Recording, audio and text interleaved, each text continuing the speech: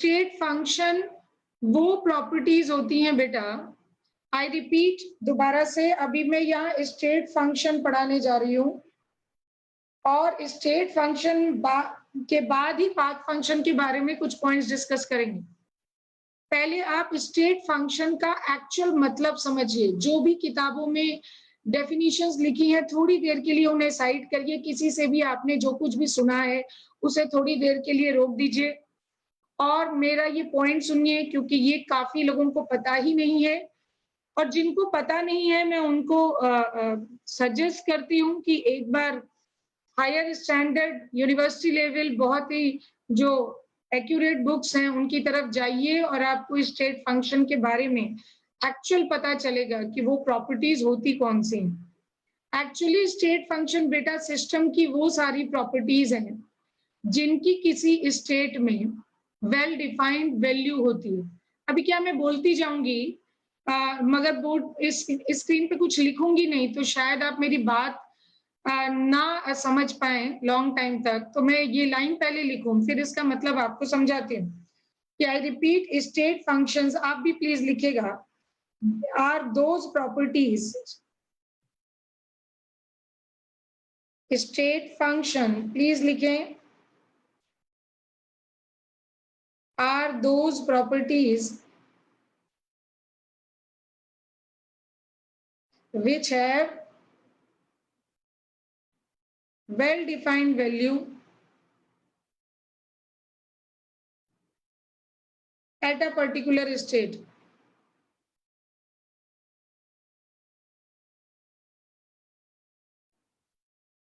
ठीक है, बात आती है इसका क्या मतलब हुआ कि well defined value eight a particular state का क्या मतलब है। आप खुद सोचो, एक पर्टिकुलर स्टेट, हमने पिछली क्लास में स्टेट डिस्कस किया था।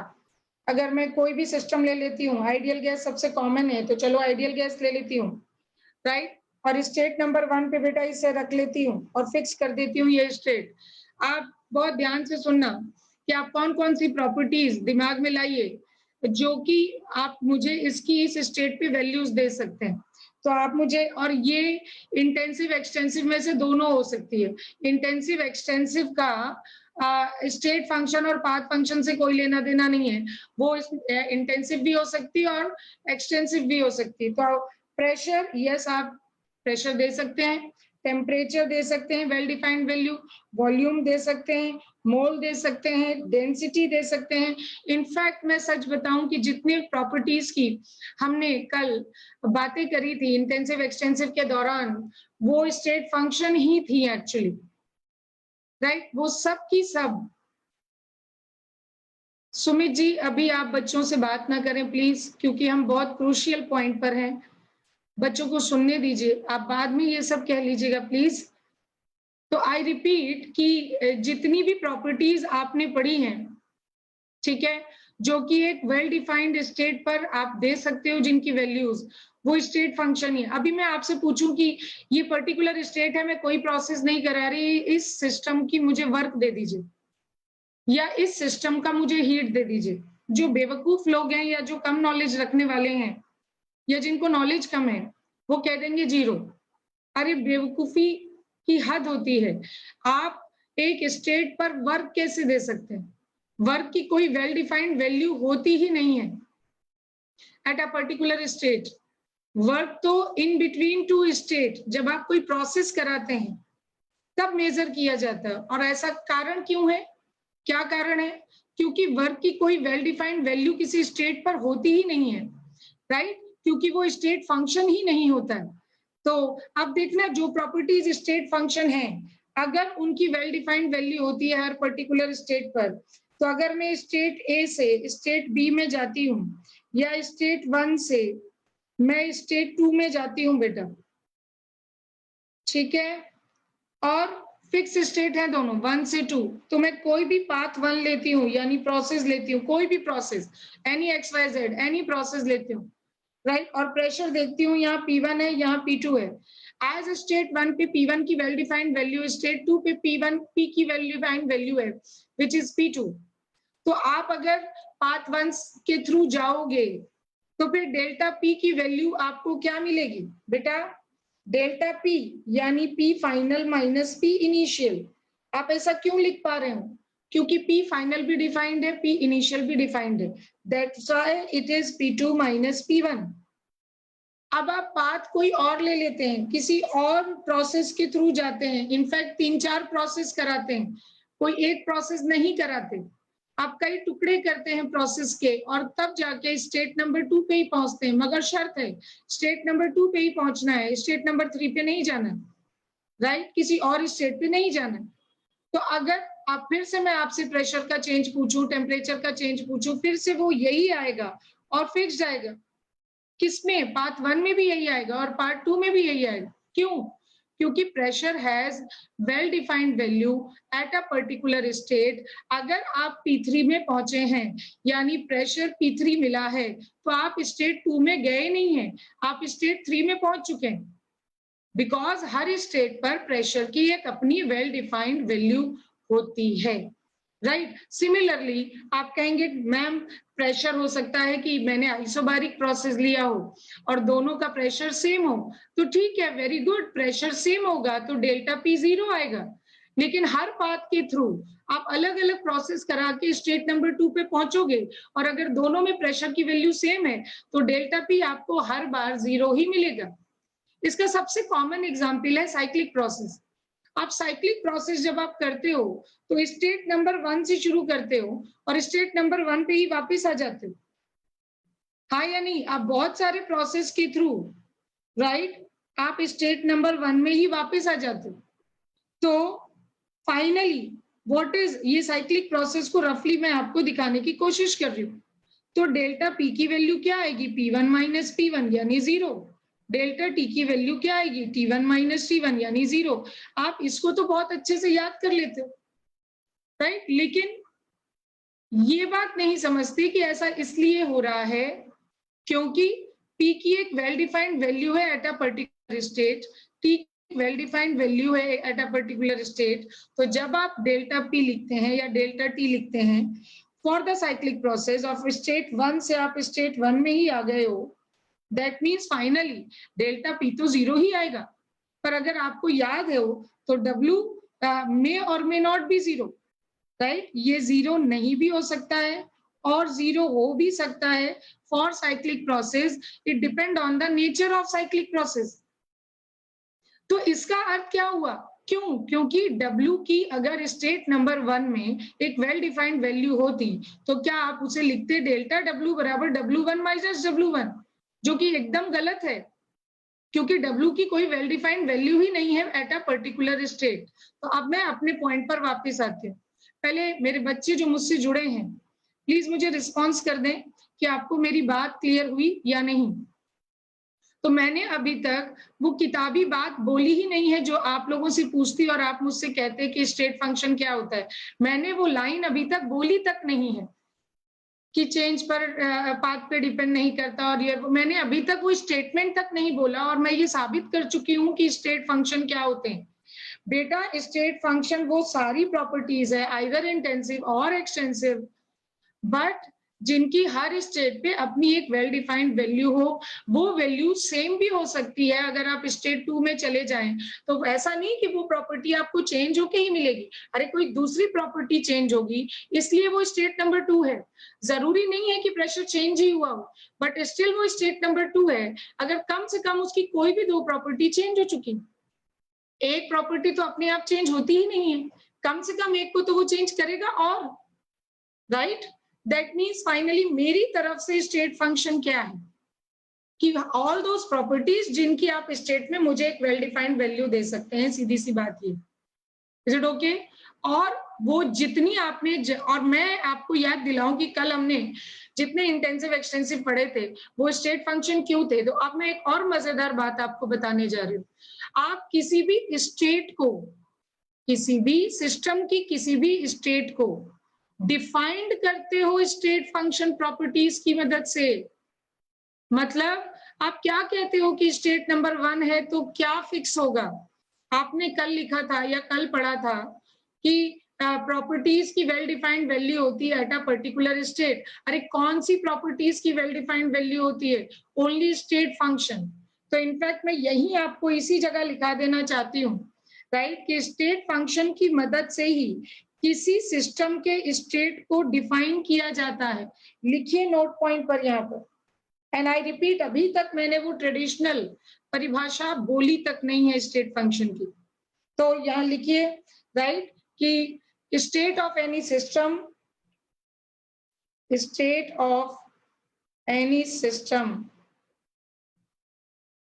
is defined by its state function properties. यही इसी डायग्राम के आसपास लिखो। ये पाथ नंबर 2 था, ये पाथ नंबर 1 था, ये पाथ नंबर 3 है, राइट। लेकिन पाथ कितने भी हों, डेल्टा पी की वैल्यू, डेल्टा टी की वैल्यू, डेल्टा वी की वैल्यू, डेल्टा एन की वैल्यू वो जो होगी सो फिक्स होगी, लेकिन डब्ल्यू की वैल्यू फिक्स क्यों नहीं होगी? क्योंकि डब्ल्यू डेल्टा डब्ल्यू नहीं होता, डब्ल्यू2 माइनस डब्ल्यू1 नहीं होता, क्योंकि ना तो डब्ल्यू2 डिफाइंड है ना डब्ल्यू1 डिफाइंड है बेटा, राइट। तो फिर अब मैं कुछ पॉइंट्स जो स्टेट फंक्शन के होते हैं वो एक जगह आपको लिखवा देती हूँ, जो ट्रेडिशनल तरीका होता है पढ़ाने का, वैसे आपको कुछ लिखवाना चाहती हूँ। और हाँ, इसी जगह इस नोट पॉइंट में ही वो पॉइंट कवर कर दूं कि पाथ फंक्शन वो प्रॉपर्टीज हैं जिनकी वेल डिफाइंड वैल्यूज नहीं होती at a particular state. Please लिख लीजिएगा, path functions are those properties which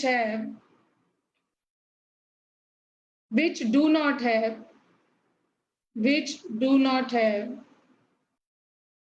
well defined value at a particular state। हाँ या नहीं?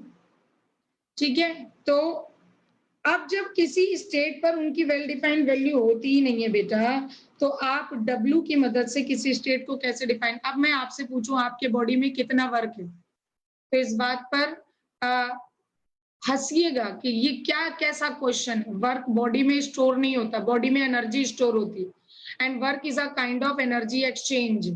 बॉडी में हीट स्टोर नहीं होती, बॉडी में टोटल एनर्जी स्टोर होती है जिसका नाम इंटरनल एनर्जी होता है, राइट। और work is a form of energy exchange and heat is also a form of energy exchange.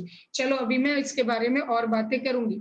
जैसे पिछली क्लास में मैंने आइसोलेटेड सिस्टम कहा था, तो काफी कंट्राडिक्शन आता है उसमें, लोगों को पता नहीं होता है, तो उनको लगता है कि वो गलत पढ़ाया गया, क्योंकि पता नहीं है। कम नॉलेज अगर यही समझती है तो फिर बच्चों को खासकर ये लगता है कि मैंने अभी तक तो ऐसे पढ़ा था, ये तो आज क्या पढ़ा दिया गया। जाइए डेप्थ में पढ़िए, या तो फिर कहीं मत पढ़ के केवल समझिए कि क्या ये सही फील हो रहा है या नहीं। हाँ, अगर वो आपको सही फील हो रहा है मतलब वो पॉइंट बिल्कुल सही होगा।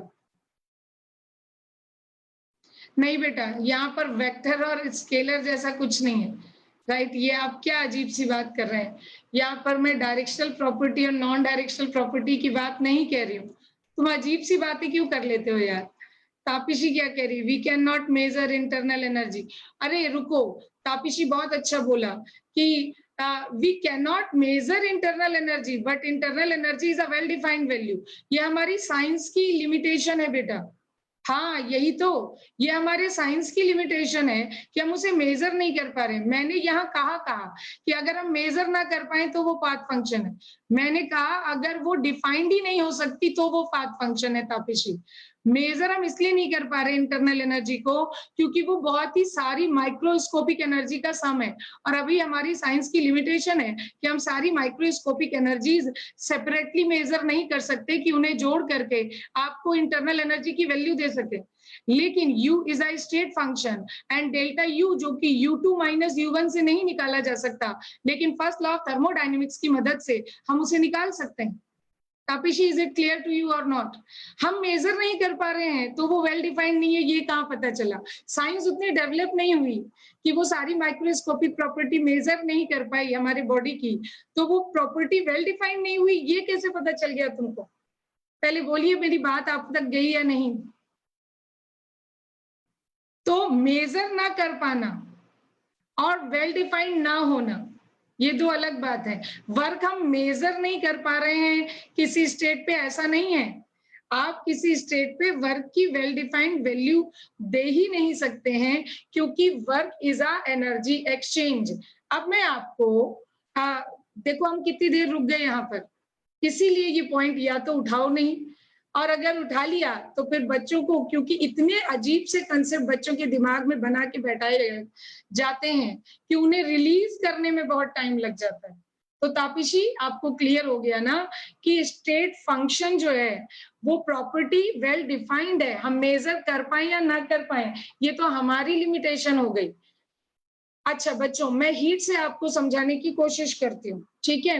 आप हीट किसे कहते हैं? हीट वो एनर्जी एक्सचेंज है जो जब दो बॉडी कांटेक्ट में आती हैं, high temperature body and low temperature body जब कांटेक्ट में आती हैं, तो जो एनर्जी ट्रांसफर होती है from one body to another, तब तक जब तक कि दोनों सेम टेम्परेचर यानी थर्मल इक्विलिब्रियम पे ना आ जाए, उस एनर्जी एक्सचेंज को आप हीट कहते हो।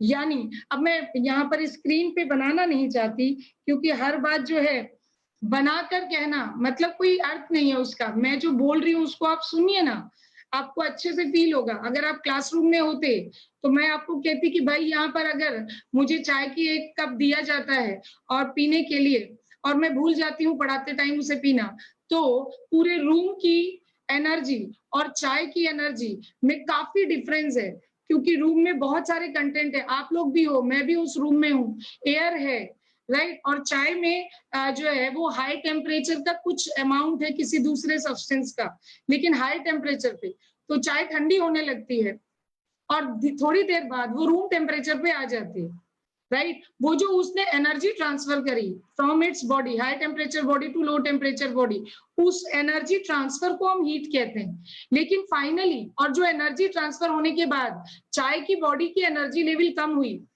और रूम की एनर्जी लेवल बढ़ी, वो जो चेंज ऑफ एनर्जी है वो हीट है बेटा, राइट। और वो energy, I repeat, change of जो एनर्जी है वो हीट है, लेकिन वो एनर्जी का नाम हीट नहीं था। क्यों? क्योंकि वो इंटरनल एनर्जी है, वो शरीर में स्टोर टोटल एनर्जी है, जो कि, अब एक बात बताओ, अगर वो हीट होती, बॉडी में स्टोर एनर्जी हीट होती, तो इसका अर्थ है, तो अब जो चाय के कप में एनर्जी बची है और जो बचे हुए रूम में इक्विलिब्रियम आने के बाद, थर्मल इक्विलिब्रियम आने के बाद रूम में जो एनर्जी फाइनली हो गई है, वो एनर्जीज क्या आपस में इक्वल हो गई हैं? नहीं। क्या चाय के कप की एनर्जी टोटल जो बची और जो रूम की फाइनल एनर्जी बनी, क्या वो एनर्जीज बराबर हो गई हैं? नहीं, क्योंकि वो एनर्जीज हीट नहीं है। लेकिन जो एनर्जी ट्रांसफर हुई है from high temperature body to low temperature body, वो क्या है? वो हीट है। तो heat is a energy exchange, work is a energy exchange. जब आप पिस्टन वाले सिलेंडर को दबाते हो तो आपकी बॉडी से में जो इंटरनल एनर्जी, जो टोटल एनर्जी स्टोर है, उसका एक हिस्सा वर्क के फॉर्म में ट्रांसफर होता है to the system. Is it okay everybody, या मुझे और समझाना होगा? जल्दी बताओ, रिस्पॉन्स करो, क्योंकि हम एक जगह स्क्रीन पे बहुत देर रुक गए हैं। बोलिए। तो हमारी बॉडी में जो स्टोर है वो हीट नहीं है, एनर्जी जो स्टोर है वो हीट नहीं है बेटा। हमारी बॉडी में जो एनर्जी है वो वर्क नहीं है बेटा। हम जब फोर्स अप्लाई करते हैं या हम बिना क्या बोलते हैं टेम्परेचर डिफरेंस के भी हमारी बॉडी की एनर्जी दूसरी बॉडी में ट्रांसफर होती है, यानी वो हीट ट्रांसफर नहीं है, तो वो किसी और तरह से ट्रांसफर हो रही है, तो वो वर्क के फॉर्म में ट्रांसफर होती है, राइट। तो energy transfer due to force apply, अगर आपको फिजिक्स भाषा में सुनना है तो, वरना और भी तरह के वर्क होते हैं, but due to force apply या due to another reason, without temperature difference, जो एनर्जी ट्रांसफर हुआ बॉडी का from one body to another, that is in the form of work. और अगर टेम्परेचर डिफरेंस की वजह से दोनों बॉडी कांटेक्ट में आई और एनर्जी ट्रांसफर हुआ, दैट इज हीट। वो ट्रांसफर हीट है, वो ट्रांसफर वर्क है। और इसीलिए अगर आप अलग अलग पाथ लोगे, अलग अलग प्रोसेस लोगे उन्हीं दोनों फिक्स स्टेट में, तो क्या होगा बेटा? तो वो हीट अलग ट्रांसफर होगी, वो वर्क अलग ट्रांसफर होगी। वही आप स्टेट 1 से स्टेट 2 में जाते हो और 3 अलग पत्थर रख के जाते हो, यानी कि 3 अलग स्टेप में जाते हो। आप रिवीजन वाले बच्चे हो, आपको मेरा पॉइंट समझ आ जाएगा। 11th वाले बच्चों को नहीं आता, तो जो आपका वर्क है वो अलग आएगा। और अगर आप सिंगल स्टेप में जाते हो तो आपका वर्क अलग आया, लेकिन स्टेट वही है, स्टेट 1 टू स्टेट 2। तो क्या आप समझ सकते हो कि अगर वर्क डेल्टा डब्ल्यू जैसी कोई चीज होती तो डेल्टा डब्ल्यू तो सेम आना चाहिए था, क्योंकि वो W2 माइनस W1 होता। इज इट ओके और नॉट? लेकिन अगर आप 3 पत्थर से वही उसी स्टेट पर गए और अगर एक डायरेक्ट बड़े पत्थर से उस स्टेट पर गए तो वर्क अलग क्यों आ रहा है? क्योंकि W2 कुछ नहीं होता, W1 कुछ नहीं होता। अगर होता तो डेल्टा डब्ल्यू सेम आता। डेल्टा डब्ल्यू नाम की कोई चीज ही नहीं होती। जब मैंने आइसोलेटेड पढ़ाया था तो कुछ कंट्राडिक्शन लोगों को हुआ, मुझे फोन आया।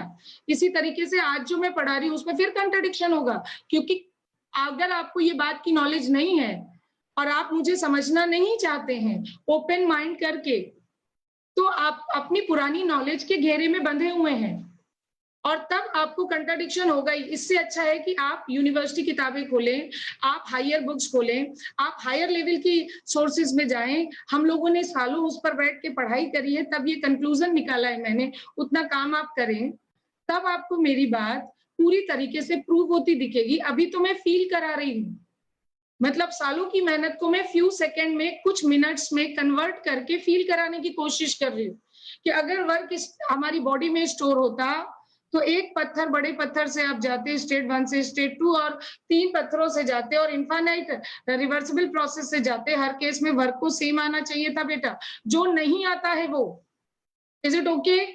ना ही हीट सेम आती है, अगर वो भी तभी सेम आ जाती अगर Q2 और Q1 नाम की कोई चीज होती। आप बताओ, श्योर हो? किसी को भी कॉन्फिडेंटली आप समझा दीजिए ये बात एग्जाम्पल देकर। ठीक है, चलो अब आगे बढ़ते हैं। स्क्रीन पे हमेशा लिखना जरूरी नहीं है, ये पॉइंट इतना कंट्राडिक्टिव है कि इसे मुझे आपको फील कराना बहुत जरूरी था। अब मैं आगे बढ़ती हूँ, तो कुछ पॉइंट्स स्टेट फंक्शन के लिए लिखा रही हूँ। अच्छा, जब मैं कुछ ना कुछ मुझे याद आता है कि चलो इस तरह से लिखा दूं, तो उसी नोट पॉइंट में ही लिखाती जाती हूँ, है ना? तो नोट पॉइंट में ही मैं आपको कह देती हूँ कि क्योंकि वर्क एंड हीट, ठीक है, इज पाथ फंक्शन या आर पाथ फंक्शन, क्योंकि ये पाथ फंक्शंस हैं बेटा, एज दे डू नॉट, आप चाहें तो लिख सकते हैं as they do not have well defined value, as they do not have well defined value at a particular state, तो बेटा डेल्टा डब्ल्यू नहीं लिखा जाता, W2 माइनस W1, ये बहुत गलत है। और अगर कोई लिख रहा है तो कैजुअली लिख रहा है, आप उसे टोकिए नहीं जाकर, किसी को फोन मत करिए, किसी से बहस मत करिए, आप इस बात को समझिए जो मैं कह रही हूं। ठीक है, दुनिया को सही मत करिए, अभी आप खुद करेक्ट हो जाइए, एग्जाम आपको देना है। और जो मैं पॉइंट कह रही हूँ वो फील होता है, किसी से प्रूफ करने की जरूरत है ही नहीं आपको। अगर ये ऐसा होता तो W2 और W1 डिफाइंड होते, तो अलग अलग पाथ से स्टेट 1 से स्टेट 2 जाने में डेल्टा W को सेम आना पड़ता। यस और नो? बताओ, जल्दी बताओ, रिस्पॉन्स करना आपके लिए मेरे बहुत जरूरी है। अस्तित्व, इज इट ओके? भावना, शहनवाज, सबको बात समझ आ गई? सुरभि, ठीक है बेटा। निकिता, आप सबका रिस्पांस इसलिए जरूरी है क्योंकि आप मेरे आंखों के सामने नहीं हो। मैं आपका चेहरा पढ़कर समझ लेती थी कि आपको मेरी बात कहां तक गई और मुझे कितना रिपीट करना है, लेकिन अभी हमारे बीच एक लिमिटेशन है, तो आपका रिस्पांस और इतने जरूरी पॉइंट पे रिस्पांस बहुत जरूरी है। ठीक है, दैट्स गुड। ठीक है, अब आगे बढ़ती हूँ। सिमिलरली कभी डेल्टा क्यों नहीं लिखना, और कोई लिख रहा है तो उसे टोकना नहीं, प्लीज, मैं आपसे रिक्वेस्ट कर रही हूँ, रहने दीजिए प्लीज। लेकिन आप समझिए Q2 माइनस Q1 कुछ नहीं होता, इसलिए डेल्टा Q कुछ नहीं होता। ठीक है, तो फिर क्या होता है? तो W होता है from A to B path, right, यानी स्टेट 1 से स्टेट 2 में A टू B, ये स्टेट A है, ये स्टेट B है, या स्टेट 1 टू 2 कह दो, है ना। और पाथ 1 के लिए वो अलग होता है, and it depend on path, depend on path, ठीक है। मतलब अगर आप वही स्टेट 1 से स्टेट 2 में जा रहे हो और ये स्टेट 2 में जा रहे हो, पाथ 1 से जा रहे हो, पाथ 2 से जा रहे हो, पाथ 3 से जा रहे हो, ठीक है, आपको वर्क अलग अलग मिल सकता है और कभी कभी सेम भी मिल सकता है, वो तो पाथ पे डिपेंड कर रहा है ना। आपने ऐसे 3 टुकड़े ले लिए कि बाय चांस उनको जब जोड़ा तो सेम वर्क आ गया, उसमें क्या कर सकते हैं, तो डिपेंड ऑन पाथ, राइट। और वो एक और बात आपको स्टेट भी बतानी पड़ेगी कि आप स्टेट 1 से स्टेट 2 में जा रहे हो वर्क के लिए, या स्टेट 1 से स्टेट 3 में जा रहे हो, तो आपको वर्क की पूरी इंफॉर्मेशन देनी पड़ेगी बेटा। लोग कहते हैं कि सिर्फ ये पाथ पे डिपेंड करता है, सही कहते हैं, लेकिन आपको स्टेट की जानकारी देनी पड़ेगी कि कौन से 2 स्टेट के बीच में आप वर्क निकाल रहे हो। आप अगर सिर्फ W लिख दें और पाथ 1 लिख दें, क्या आप निकाल पाओगे? क्या ये आप वर्क निकाल पाओगे? लो, मैंने लिख दिया, if it only depend on path, तो चलो पाथ 1 का W निकालो, आप नहीं निकाल पाओगे। आप कहोगे मैम स्टेट 1 और स्टेट 2 की जानकारी तो दीजिए, हाँ या नहीं, बोलो जल्दी, रिस्पॉन्स किया करो तुरंत। तो आपको स्टेट की इंफॉर्मेशन देनी पड़ेगी, लेकिन इंफॉर्मेशन देने का ये मतलब बिल्कुल नहीं है कि आप वो स्टेट पर डिपेंड करता है, बेवकूफी की हाल बात मत करो। स्टेट पर इस बात पे डिपेंड करेगा कि किस स्टेट से किस स्टेट पे जाना है, ये तो इन्फॉर्म करो, लेकिन इसका अर्थ ये नहीं है कि W1 की वैल्यू डिफाइन हो गई या W2 की वैल्यू डिफाइन हो गई। आपको ये तो बताना ही पड़ेगा कि स्टेट नंबर 1 से 2 में जाना है या 3 में जाना है। तो ना केवल आपको स्टेट की इंफॉर्मेशन देनी पड़ेगी, बल्कि आपको पाथ की इंफॉर्मेशन भी देनी पड़ेगी, तब आप एक पाथ फंक्शन निकाल पाएंगे। Is it okay? तो ये भी सही नहीं है कि केवल पाथ लिख दिया क्योंकि मैम वो सिर्फ पाथ पे डिपेंड करता है, राइट। आपको बोलना पड़ेगा स्टेट ए से state B for path 1, for path 2, is it okay? तब जाकर के आप वर्क या हीट निकाल पाएंगे, ठीक है। अभी मैं ट्रेडिशनल तरीके से पढ़ा ही नहीं रही हूँ, वरना यहाँ पे कुछ पॉइंट्स लिखाए जाते हैं, स्टेट फंक्शन ये पॉइंट्स होते हैं, पाथ फंक्शन ये पॉइंट्स होते हैं, बट मुझे पता है पॉइंट से ज्यादा तुमको ये सोच की जरूरत है जो अभी हम डिस्कस कर रहे हैं बेटा, ठीक है। तो क्या मैं ये कह सकती हूँ, देखो पाथ फंक्शन, पाथ फंक्शंस ये किताबों में लिखा है, आर दोज प्रॉपर्टीज, लिखो, are those properties which depend on nature of path, path को ना समझ आए तो प्रोसेस लिख देना, by which state change of a system।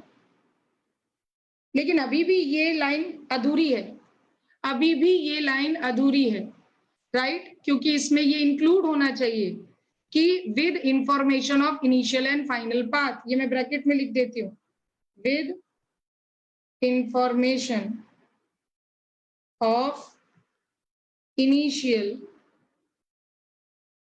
And final path. अब कुछ बेवकूफ लोग कहेंगे इनिशियल स्टेट कि आपने स्टेट का नाम तो ले लिया तो ये स्टेट फंक्शन हो गया।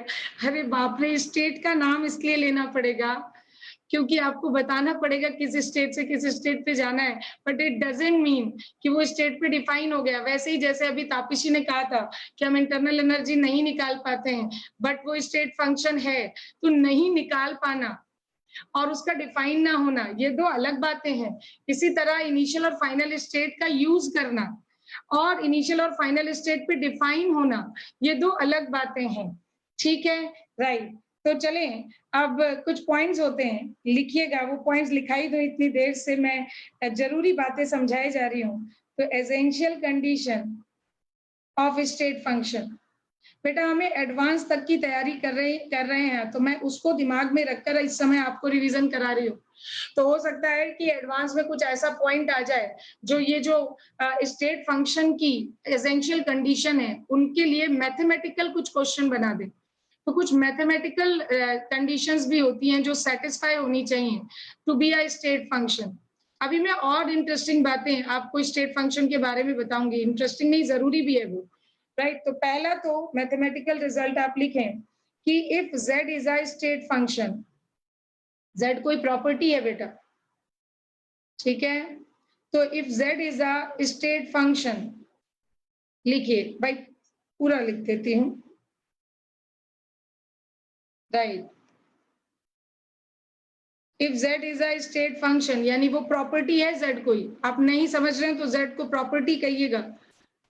तो if z is a state function then, और वो दो स्टेट के बीच में वो प्रॉपर्टी चेंज करी जा रही है, तो integration of dz from state a to b which is what z। अच्छा रुको एक सेकेंड, मुझे एक सेकेंड दीजिएगा। हाँ अब बताओ, क्या मैं यहाँ पर ऐसे लिख सकती हूँ? देखो ये बहुत जरूरी बात थी इसलिए मैं रुकी। क्या मैं इसे ऐसे लिख सकती हूँ, हाँ या नहीं? अभी रिस्पॉन्स कर दो। ये मैंने लिमिट ली है ZA टू ZB। आखिर में लिमिट कैसे ले पाई? क्योंकि इसका मतलब स्टेट A में Z डिफाइंड है, स्टेट B में Z डिफाइंड है। यस और नो? जल्दी बोलो, जल्दी जल्दी जल्दी, रिस्पॉन्स फटाफट करो बेटा, राइट। इसका अर्थ क्या हुआ? संयम रस्तोगी वीडियो ऑफ करें आप अपना, संयम रस्तोगी वीडियो ऑफ करें, हाँ राइट। तो ये क्या हो गया, दैट इज ZB। अभी अभी अगर इसका इंटीग्रेशन करें तो ये Z आ गया, Z फ्रॉम कहा, ZA टू ZB। बोलो आप ऐसे क्यों कर पाए? क्योंकि Z की वेल डिफाइंड वैल्यू, देखना वर्क के लिए मैं ऐसे नहीं कर पाऊंगी, ठीक है, राइट। तो क्या मैं इसे लिखूंगी ZB माइनस ZA, अस्तित्व पूरा होने दो इसे, और देखो मैं क्या लिख रही हूं, डेल्टा Z। यानी अगर मैं स्टेट फंक्शन हूं, कोई z is a state function और प्रोसेस हम करा रहे हैं फ्रॉम A टू B, ये स्टेट A है और ये स्टेट B है। अब बोलो, तो यहाँ पे ZA डिफाइंड होगा, यहाँ ZB डिफाइंड होगा। अभी ओके, राइट। सिमिलरली इसका मतलब ये जो डेल्टा Z है that is a fixed value, यानी dz from ZA to ZB। अस्तित्व, एक मिनट देखना तुम्हें मैंने क्या कहा है वो पाथ फंक्शन के साथ समझ आएगा। That is delta Z actually, and this is a fixed value यानी constant value and independent of path. ठीक है, अब हम सेकेंड नंबर पॉइंट पर आते हैं। ठीक है, सेकेंड नंबर पॉइंट पे नहीं आते, मैं आपको अब पाथ फंक्शन के लिए कुछ बताती हूँ अलग से नोट पॉइंट लिखा करके, क्योंकि जो किसी को डाउट आया यानी आता है, जैसे अस्तित्व को लगा कि मैं एक ही बात तो लिख रही हूँ, A टू B लिखूं या ZA टू ZB लिखूं, एक ही तो बात है। तो बताइए नोट पॉइंट में इसी के लिए पाथ फंक्शन के लिए लिख रही हूँ, इफ Z की जगह मैं फाई कह देती हूँ, phi is a path function, ठीक है। तो और मुझे अस्तित्व ये पूरा पढ़ा लेने दीजिए, आपकी अधूरी जानकारी आपको बहुत परेशान करती है, ठीक है। तो if phi is a path function, और ये नोट पॉइंट में लिखा रही हूं मैं इसी में, तो इंटीग्रेशन, साइक्लिक इंटीग्रेशन नहीं ले रही हूं मैं, integration of D phi from state A to state B, फिर से स्टेट A से स्टेट B जा रही हूँ, लेकिन ना तो मैं फाई ए लिख सकती हूँ ना ही मैं फाई B लिख सकती हूँ, क्योंकि ना फाई ए डिफाइंड है ना फाई B डिफाइंड है, राइट। हाँ, अलग अलग पाथ से उसका चेंज जरूर देख सकती हूँ। तो देखो मैं A स्टेट से B स्टेट तो लिख सकती हूँ, लेकिन अगर मैंने इसे ऐसे लिख दिया phi A to phi B, अस्तित्व देखो अब ये एक ही बात नहीं है, तो ये गलत हो गया। अस्तित्व रिस्पॉन्स प्लीज। क्यों? क्योंकि वर्क की ना तो WA कुछ होता है ना WB कुछ होता है, जल्दी रिस्पॉन्स करो बेटा, राइट। तो ये गलत हो गया, तो फिर इसको कैसे सॉल्व किया जाएगा? सीधा DW यानी D phi from A to B। अब आप इसे कुछ फंक्शन बनाएंगे और आगे आने वाली क्लास में हम इसे डिटेल में पढ़ने वाले हैं, राइट। कि आप DW जब लिखते हो तो DW को PDV लिखते हुए P को फंक्शन बनाते हो वॉल्यूम का, या इस फंक्शन को रीसेट करते हो और इसे इंटीग्रेट करते हो फ्रॉम A टू B, और लिमिट WA टू WB नहीं हो रही होती, बल्कि उसे और प्रॉपर्टीज का फंक्शन बना के आप लिमिट चढ़ाते हो P1 से P2, V1 से V2। याद आया कुछ? अब W1 टू W2 आपने आज तक लिमिट डाली है वर्क की कभी? अस्तित्व रिस्पॉन्स नहीं, आज तक रिकॉल करो, क्यों नहीं? वही आज समझना है तुमको, पहली बार शायद ये बात समझ आनी चाहिए, राइट? और फिर से कहती हूँ किसी से बहस मत करो, राइट? मेरे से करो केवल बहस, और इनफैक्ट और कोई दिक्कत हो तो बात कर सकते हो मेरे से, क्लास के बाहर भी बात कर सकते हो, क्योंकि मैं अपनी बात ज्यादा बेहतर समझा सकती हूँ रेदर देन किसी भी ऐसे पर्सन की कंपैरिजन में जिस तक मेरी बात ठीक से पहुंची ही नहीं है, राइट? तो इस डेप्थ तक पहुंचना अभी सबके लिए संभव नहीं है। तो आई रिपीट कि यहाँ आप डेल्टा डब्ल्यू, इसका मतलब ये देखो, अगर मैं ऐसे लिख पाती तो मैं साई बी माइनस साई ए लिख पाती, तो मैं डेल्टा साई लिख पाती, जो मैं नहीं लिख पा रही हूँ, यानी सब गलत है क्योंकि साई पाथ फंक्शन। और मैं इसीलिए आज लाइव क्लास में इस बात को बता रही हूँ कि बहुत सारे लोगों को ये बात समझ आ जाए, क्योंकि जब भी हम लोग ये पढ़ाते हैं, पढ़ाने के बाद इतने लोगों से बहस करके उन्हें समझाना पड़ता है, तो आई विश कि काफी लोगों को ये बात समझ आ जाए, इसलिए मैंने ये पॉइंट डिटेल में उठाया है, ठीक है, राइट? और हम एडवांस की तैयारी कर रहे हैं तो हमें अब हर बार डेप्थ में पता होनी चाहिए, ठीक है, राइट? अब ठीक है, नोट करो साथ में, मैं बाद में अभी रुक नहीं सकती, इतना डिटेल में पढ़ाना पड़ रहा है कि हमें आगे बढ़ना पड़ेगा अब। तो अब इसे कैसे लिखते हैं बच्चों, ये बता दूं। जैसे यहाँ वर्क होता तो इसे कैसे लिखते हैं आप ऐसे करोगे, साई को आप नहीं लिखा सकते क्योंकि लिमिट नहीं चढ़ा सकते, साई ए टू साई बी नहीं लिख सकते, ये सब नहीं लिख सकते। अगर ऐसा नहीं कर सकते तो फिर आप इसे सॉल्व करिए प्रॉपरली, और सॉल्व करके अलग अलग पाथ के लिए निकालिए। तो मैं इसे ऐसे लिखूंगी, साई ए टू बी, बस। जैसे एग्जाम्पल वर्क के लिए लिख के दिखाती हूँ, तो अगर ये डी डब्ल्यू है ना, फ्रॉम ए टू बी, अभी ये डी डब्ल्यू जो लिखा है ना, इसमें भी कुछ समझाऊंगी, अभी सुनना। And that is equal to what? W A to B. और आपको बताना पड़ता है कौन से पाथ से, आइसोबारिक, आइसोकोरिक, पॉलीट्रॉपिक, 3 पाथ, टुकड़ों में, रिवर्सिबल, इरिवर्सिबल, सब बताना पड़ता है, तब जाके ये वर्क निकलता है। और पाथ बदलते जाइए, डब्ल्यू ए टू बी अलग अलग आएगा, it depend on path, it depend on path take place in between from A to B, from A to B.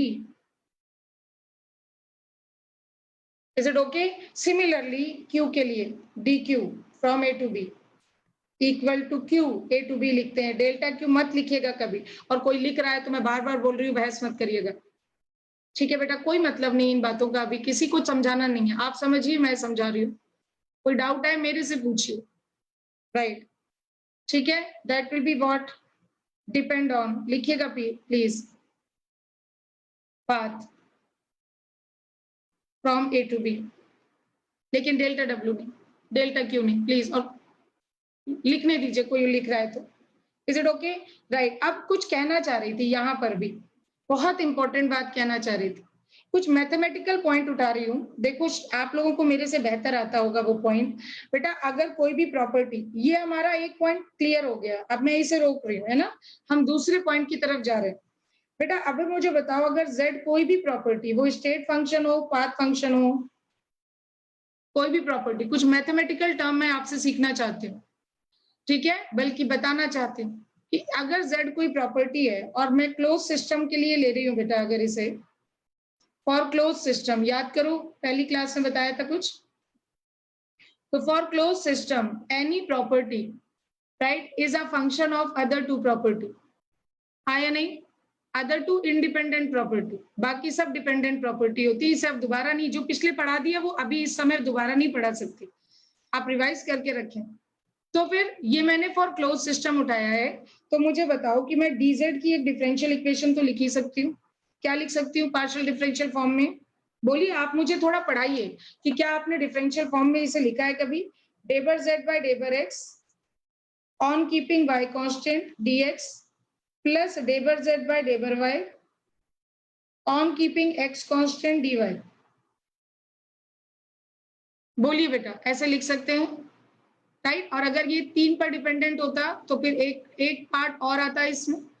4 पर डिपेंडेंट होता, जो कि यूजुअली नहीं करते, 3 इंडिपेंडेंट फंक्शन बना सकते हैं।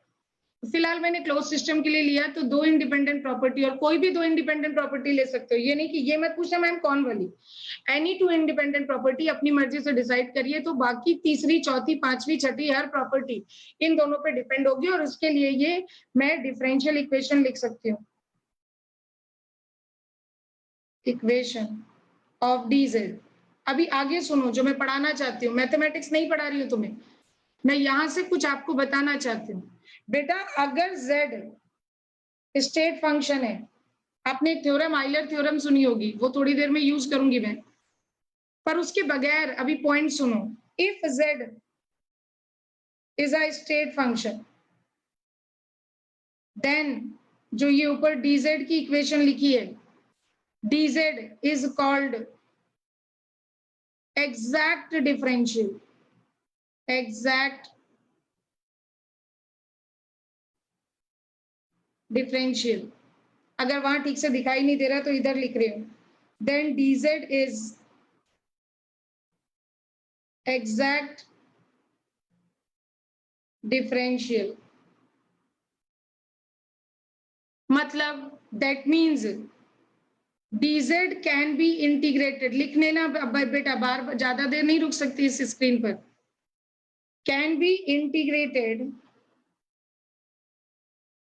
by its own value limit। इसका मतलब है कि तब z की वेल डिफाइंड वैल्यू होगी पर्टिकुलर स्टेट पर, राइट, और dz को इंटीग्रेट किया जा सकेगा उसकी खुद की वैल्यूज पर। I repeat, dz can be integrated bye its own value limit. दोबारा बोल रही हूं बेटा, जैसे आपने ऊपर इंटीग्रेट किया था dz from za to zb, right, तब dz एक एग्जैक्ट डिफरेंशियल होता है। पहले बताओ क्लियर है? तो मैं और लिखूं इसके बारे में। क्लियर है कि एग्जैक्ट डिफरेंशियल का आज के बाद, यानी डीपी एक एग्जैक्ट डिफरेंशियल है, डीटी एक एग्जैक्ट डिफरेंशियल है, डीएन एक एग्जैक्ट डिफरेंशियल है। That's why they can integrated from their own value limit. अब ध्यान से सुनना, if z is a path function, if z is a path function, then dz is inexact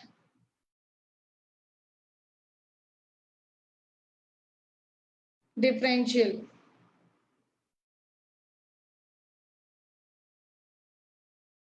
इसको देखिए, यहां मैंने लिखा है dz is a exact differential, और यहां मैंने लिखा है dz is a inexact differential। देखिए, अब खुद आप जरा आइडिया लगाइए मेरे से पहले ही। इसका मतलब क्या है? इसका मतलब ये है कि अगर ये इनएग्जैक्ट डिफरेंशियल है, then we cannot integrate dz with its own value limit। क्या मतलब? जैसे w is a path function, तो dw इज क्या? Inexact differential form. Similarly dq is inexact differential form. और अब मजेदार बात सुनो, हायर बुक्स में इसे dw और dq लिखते ही नहीं है। पता है, मेरी मजबूरी है कि मैं इससे ज्यादा आपको नहीं बता सकती, वरना हायर बुक्स में हम इन्हें डी कट डब्ल्यू लिखते हैं। इसे डी कट डब्ल्यू कहते हैं, हम इसे डी कट क्यू लिखते हैं, या फिर हम इसे डेल डब्ल्यू लिखते हैं। कुछ टीचर्स जो जानकार टीचर्स होते हैं ना, उनको आप देखना कि जब डिफरेंशियल डब्ल्यू उन्हें लिखना पड़ता है तो वो डिफरेंशियल फॉर्म को डी डब्ल्यू ना लिखकर डेल डब्ल्यू लिखते हैं। मैं भी जानती हूँ, लेकिन बच्चों के सामने लिख नहीं पाती, क्योंकि मुझे पता है कि फिर ये पूरा पॉइंट उन्हें बताना पड़ेगा। या तो इतना समय अगर उस लेक्चर के लिए मिलता है या बैच वैसा होता है तो हम बताते हैं, क्योंकि अब आप आईआईटी एडवांस की तरफ जा रहे हो तो आपको मैथमेटिकली और साथ में थर्मोडायनेमिक्स के डीप पॉइंट ऑफ व्यू से अब ये बात पता होनी चाहिए। सिमिलरली इसे डेल क्यू लिखते हैं। जो भी मैंने जैसे डीएस पढ़ाया था, एंट्रोपी चेंज पढ़ाया था, डीएस डिफरेंशियल फॉर्म ऑफ, काफी टीचर्स वहां डेल क्यू बाय टी लिखते हैं, जैसे मैं D Q reversible by T लिखती हूँ, वो D Q cut by T होना चाहिए बेटा। लेकिन वहां उस समय तक आपको क्यों, जब मैं रिवाइज करा रही थी तो आपको ये बात पता नहीं थी, मैं उठाती तो ये पूरा मुद्दा उठाना पड़ता। आज ये बात मैं आपको बता रही हूँ। Is it okay? हम आगे भी डी डब्ल्यू लिखेंगे, डी क्यू लिखेंगे, लेकिन ध्यान रखना दे आर इनएग्जैक्ट डिफरेंशियल, और हायर बुक्स में आपको ये डी कट मिलेगा या डेल मिलेगा। डेल कहकर उन्होंने ये कह दिया है कि आप इन्हें इनकी वैल्यू पे लिमिट नहीं दे सकते। चलिए, अब बहुत जरूरी बात आपकी हो गई। अब मैं आती हूँ वापस second point of state function की तरफ, राइट? कि दूसरा पॉइंट साइक्लिक के लिए कि फॉर साइक्लिक प्रोसेस, ये सबको आता है इसलिए मैंने इसको रोक दिया था। लिखिए for cyclic integration form, for cyclic process लिख लो आप, फॉर साइक्लिक प्रोसेस। ठीक है, तो यहां देखो, इफ फाई इज अ या Z is a function of X and Y और जेड इज अ प्रॉपर्टी, ठीक है, तो cyclic integration of D Z, ठीक है, 0 होगा यदि a point if Z is a state function. मेरा पॉइंट मुझे लगता है आपको समझ आ गया होगा, क्लियर? क्योंकि आप बहुत अच्छे और पढ़े लिखे बच्चे हो, पकड़ लिया आपने ये बात। तो if z is a any property which is a function of x, y, जहां पे यदि if z is a state function then cyclic integration of dz, obviously यहां आप क्या लिख रहे हो? आप लिख रहे हो dz from za to za, यानी z limit za to za, क्या जहां से चले उसी पर आ गए और उसी प्रॉपर्टी, वही प्रॉपर्टी आपको वापस मिल गई, तो za माइनस za यानी 0। ये तो बहुत ज्यादा ऐसे 0 लेवल पे आपको बता दिया। क्या आप डायरेक्टली याद रखिए कि dz मस्ट बी 0, यहां लिखिए इफ z इज अ, लिखो ऐसे, if z is a state function then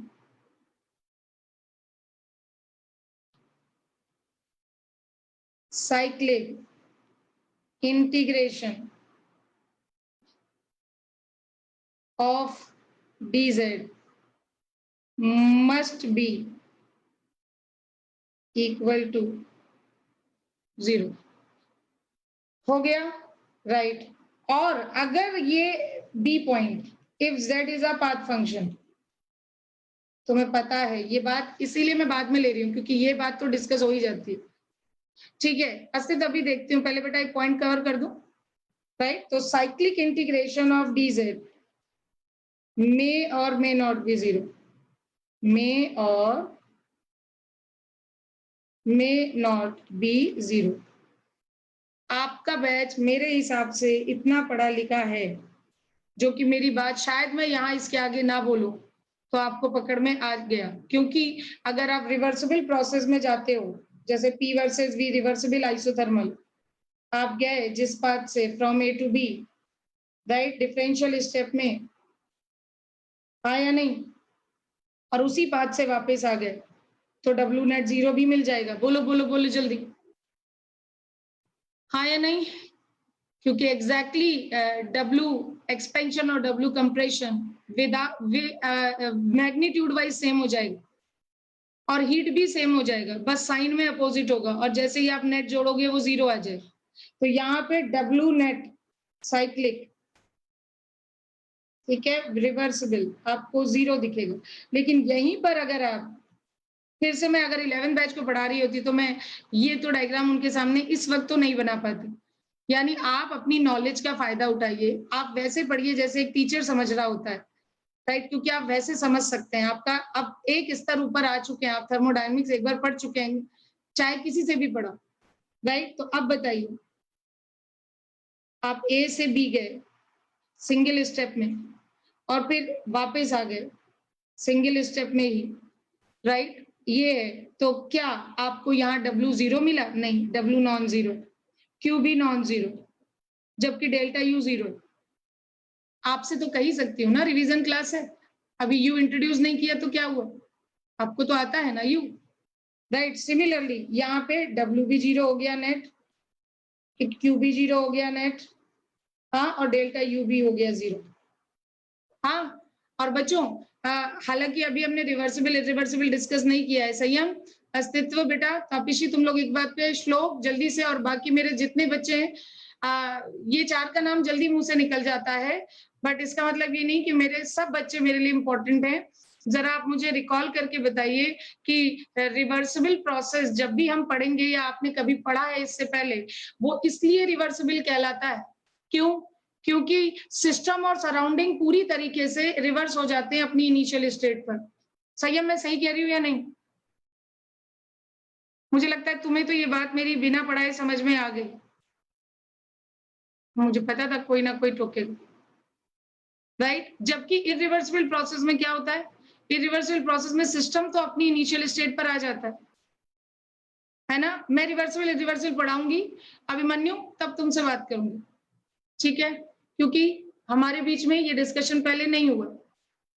तो दोबारा कह रही हूं, अगर इरिवर्सिबल प्रोसेस की बात करूं तो सिस्टम तो अपनी इनिशियल स्टेट पर आ गया, राइट? लेकिन सराउंडिंग अपनी इनिशियल स्टेट पे नहीं आया। अच्छा चलो मैं बोलती हूं अभी, एंड आई विश कि आपको मेरी बात पकड़ में आ जाए। मुझे याद दिलाओ कि जब रिवर्सिबल प्रोसेस होता है, राइट, तो डेल्टा एस यूनिवर्स क्या आता है? जल्दी बोलो, जल्दी चैट में लिखो, जल्दी मैं देख रही हूं। और जब इरिवर्सिबल प्रोसेस होता है तो डेल्टा एस यूनिवर्स क्या आता है? संयम ने कहा रिवर्सिबल के लिए 0 आता है। केवल संयम ही क्यों सही बता रहा है? मुझे बाकी सबसे भी सुनना है। और इरिवर्सिबल के लिए पॉजिटिव होता है। तो मुझे बताओ कि डेल्टा एस यूनिवर्स पॉजिटिव आया, इसका अर्थ क्या हुआ? यूनिवर्स अपनी इनिशियल स्टेट पे नहीं लौटा, इवन अगर वो साइक्लिक प्रोसेस भी है तो। ये बात आपको लोगों को समझनी होगी। हाँ तापिशी, यही तो, जो बच्चों को या जो टीचर्स को कम नॉलेज होती है ना, वो रिवर्सिबल रिवर्सिबल को बस कुछ लाइनें होती है उसको लिखाते जाते हैं। इनफाइनाइट स्टेप में होता है, इनफाइनाइट टुकड़ों में होता है, इनफाइनाइट टाइम लगता है। अरे बेटा, असल में उसे रिवर्सिबल क्यों कहते हैं? क्योंकि वो सिस्टम और सराउंडिंग, इनफैक्ट यूनिवर्स के पॉइंट ऑफ व्यू से रिवर्सिबल होता है, क्योंकि उसमें overall universe, because of that process, दुनिया का यूनिवर्स नहीं। फिर से प्लीज, ये लेक्चर उन लोगों के लिए नहीं है जो कम जानकारी रखते हैं। कृपया इस लेक्चर को आप ना देखें, ज्यादा अच्छा है। तो वही बिल्कुल सही कहा संयम, तापिशी बिल्कुल सही कहा। तो आप लोगों की रैंक आपको डिफाइन करती है। एक्चुअली मैं इस बात से एक बहुत खुश हूं कि ये फील होना बहुत मुश्किल है कि ओवरऑल एनर्जी। अच्छा तापिशी, आपने नोटिस किया हो तो इरिवर्सिबल प्रोसेस में सराउंडिंग को वर्क करना ही पड़ता है।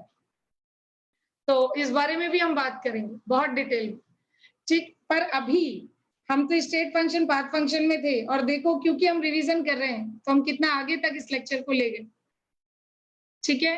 तो हाँ बिल्कुल, रिवर्सिबल प्रोसेस अगर करेंगे तो W0 भी हो जाएगा, ठीक है? लेकिन अगर आप इरिवर्सिबल प्रोसेस करेंगे तो W नॉन जीरो भी आएगा, बट डेल्टा यू महाराज जीरो ही आएंगे, क्योंकि U is a state function.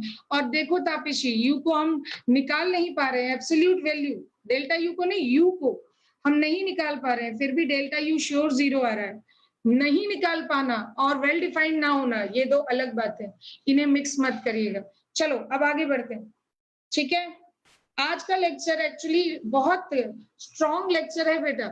इसको आप अगर जब भी आपको डाउट हो, ये लाइव लेक्चर है तो आप इसे रिपीट कर सकते हो और बार बार देख लेना, और फिर भी कुछ कहीं दिक्कत हो तो मेरे से जरूर डिस्कस करना, ठीक है? नेक्स्ट पॉइंट, मैं थर्ड पॉइंट ले रही हूँ किसके लिए? स्टेट फंक्शन के लिए, कि बेटा अगर z is a state function, ये मैं किताब की बातें लिखा रही हूँ क्योंकि ये ट्रेडिशनल बातें भी आपको पता होनी चाहिए।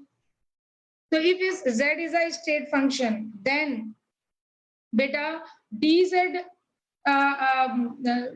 follow Euler theorem, right? I repeat, dz follow, कुछ लोग यूलर थ्योरम भी कहते हैं, इसकी स्पेलिंग में यूलर है एक्चुअली, तो आप यूलर थ्योरम भी कह सकते हैं। तो इट फॉलो यूलर, चलो मैं बोल देते हैं यूलर थ्योरम, हम लोग आइलर ही बोल देते हैं एक्चुअली। तो DZ follow Euler theorem, right? अब ये थ्योरम क्या है ये सुने। इसका ये कहना है, राइट, एंड एंड अगर ये आइलर थ्योरम फॉलो कर गया then dz is exact differential. मतलब ये सबूत मिल जाएगा कि z एक स्टेट फंक्शन हो गया है, तो आप कह दीजिए dz इज एग्जैक्ट डिफरेंशियल। और ये भी अभी हाथों हाथ बता दूं कि अगर वो आइलर थ्योरम फॉलो नहीं कर रहा है, ये आप अपनी तरफ से लिख लीजिए कि अगर z आइलर थ्योरम फॉलो नहीं कर रहा है then z is a path function and dz is a inexact differential। ये आप अपनी तरफ से लिख लीजिए प्लीज। अब आइलर थ्योरम क्या है अगर उसके बारे में मैं बात करूं तो प्लीज सामने देखें कि इसने कहा है कि z, अगर आप चेक करिए कि आइलर थ्योरम कैसे फॉलो करनी, तो चेक करिए कि z जो है वो x और y दो इंडिपेंडेंट प्रॉपर्टी का, फिर से मैं क्लोज सिस्टम ही लूंगी क्योंकि हम क्लोज सिस्टम के बारे में ही मेनली बात करने वाले हैं। तो अगर मैं क्लोज सिस्टम के लिए z को लिख रही हूं तो ये कहता है डेबर z बाय डेबर x on keeping y constant, partial differential form, right. आप z कोई फंक्शन होगा x और y का, आप ये डिफरेंशियल फॉर्म सॉल्व करिए तो क्या ये एक नया फंक्शन देगा आपको, और जो फंक्शन आपको मिले फिर उससे वापस आप डिफरेंशिएट करिए with respect to y on keeping क्या, ऑन कीपिंग x कांस्टेंट। मैं ऐसे लिख देती हूँ, ये y कर देती हूँ और यहाँ x लिख देती हूँ, इससे एकदम क्लियर रहेगा। तो आई रिपीट कि डेबर z बाय डेबर x आप ऑन कीपिंग y कांस्टेंट पहले एक फंक्शन बना लीजिए और फिर उसे आप डिफरेंशिएट कीजिए with respect to y on keeping x constant, और यही काम आप पलट कर करिए, यानी डेबर z बाय डेबर y करिए on keeping x constant, and फिर जो नया फंक्शन बने उसे आप x के रिस्पेक्ट में डिफरेंशिएट करिए on keeping y constant, right. अगर ये दोनों वैल्यू, दोनों फंक्शन जो बने वो सेम आ गए या दोनों रिजल्ट जो बने वो सेम आ गए, तब आप कह सकते हैं कि आइलर थ्योरम सेटिस्फाई हो गई, राइट। और z is a state function. इसको क्योंकि इतना जल्दी लिखना पड़ता है, शहनवाज वीडियो बंद करें प्लीज, शहनवाज वीडियो ऑफ करें, बच्चे अपना वीडियो ऑफ करके रखें। हाँ, तो आई रिपीट कि इसे आप शॉर्ट फॉर्म में भी लिख सकते हैं, जैसे डेबर स्क्वायर z बाय डेबर y डेबर x, राइट, इक्वल टू डेबर स्क्वायर z बाय डेबर x डेबर y। हो सकता है मैथमेटिक्स में आपने ये काम कर रखा हो तो मुझे पढ़ाना आसान हो गया, राइट। अगर ये दोनों सेम आ गए, पहले आप यहाँ x के रिस्पेक्ट में डिफरेंशिएट करें फिर y के रिस्पेक्ट में करें, यहाँ y के रिस्पेक्ट में पहले डिफरेंशिएट करें फिर x के रिस्पेक्ट में करें, तो z जो है वो स्टेट फंक्शन है, नहीं आता है तो z पाथ फंक्शन, ठीक है, right. Then hence proved z is a state function and dz is a exact differential. मुझे नहीं लगता है कि इसके लिए कोई एग्जाम्पल देने की जरूरत है तुम्हारे रिवीजन बैच को। हंसते तो ऑब्वियसली यार तुम मतलब पीएचडी ही कर लो अब तो, है ना। ऑब्वियसली अगर जो है 3 वेरिएबल्स हैं तो 3 बार ये काम करना पड़ेगा, राइट। हम क्लोज सिस्टम के लिए करेंगे और मैं मैथ्स बिल्कुल नहीं पढ़ा रही हूँ, ठीक है, तो बिल्कुल सही कह रहे हो आप, right. Partial is not in syllabus तो ठीक है, इसीलिए तो तब भी अस्तित्व को टोकना है कि अगर 3 वेरिएबल होते। अरे ये तो हजम कर मेरा बच्चा, क्योंकि हमें थर्मोडायनेमिक्स के पॉइंट ऑफ व्यू से सीखना है। अगर 3 फॉर्म होते तो वो किसी भी पाथ को लेता लेकिन ट्रिपल डिफरेंशियल फॉर्म करता तो भी ये वैल्यू सेम आती। गेस कर लिया करो कि क्या होगा, राइट। इस तरह एब्सर्ड क्वेश्चन पूछ करके, मना नहीं करती हूँ मैं, हमेशा तुम्हारे क्वेश्चन का आंसर जरूर देती हूँ, लेकिन उसमें से 50% एब्सर्ड होते हैं, 50% बहुत लॉजिकल भी होते हैं, इसीलिए मैं एंटरटेन करती हूँ तुम्हारे क्वेश्चंस को, राइट, राइट। तो तुम इंपॉर्टेंट हो बहुत ज्यादा मेरे लिए, इसलिए तुम्हारी हर बात को ध्यान देना जरूरी है, पर ये एब्सर्ड बात की जरूरत नहीं है बेटा। अभी हमारा टारगेट है हमें ये पॉइंट समझ आए, बहुत स्ट्रांग है। तो जैसे आप इसके लिए चेक कर लो, पीवी इक्वल टू एनआरटी में पी को साबित कर दो, जल्दी करो। पीवी इक्वल टू एनआरटी में आप पी को साबित कर दो। फॉर क्लोज सिस्टम ले रही हूं मैं जानबूझ करके अभी 2 ही वेरिएबल्स ले रही हूं, क्योंकि इसी में आगे आपको बहुत ही कॉम्प्लिकेटेड फॉर्म तक चीजें पहुंचानी पड़ेंगी। आप देखिए तो उसको समझिए, फोकस्ड रहना है इस वक्त, तो क्लोज सिस्टम जो है, अगर मैं ले रही हूँ यानी कि मोल को मैंने कांस्टेंट कह दिया, रिएक्शन तो मैं वैसे भी नहीं करा रही, अभी एक गैस ले रही हूँ। तो आप साबित करिए कि P जो है वो स्टेट फंक्शन है, P स्टेट फंक्शन है, ये प्रूव करिए, प्रूव दैट। तो आप आइलर थ्योरम से ही प्रूव करोगे। अब आप सामने होते तो मैं फटाफट आपसे ही करवा लेती, मैं ये काम तो बिल्कुल नहीं करती, राइट। पर वही है, थोड़ी लिमिटेशन आ चुकी है अभी पढ़ते टाइम।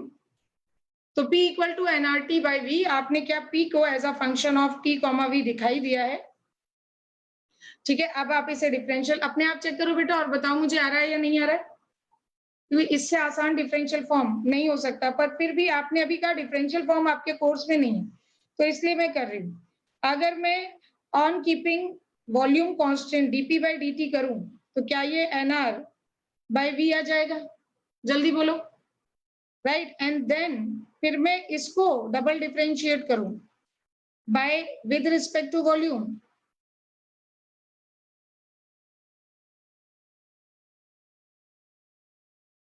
ऐसे, राइट। इसका मतलब क्या आ जाएगा, minus nr by V square.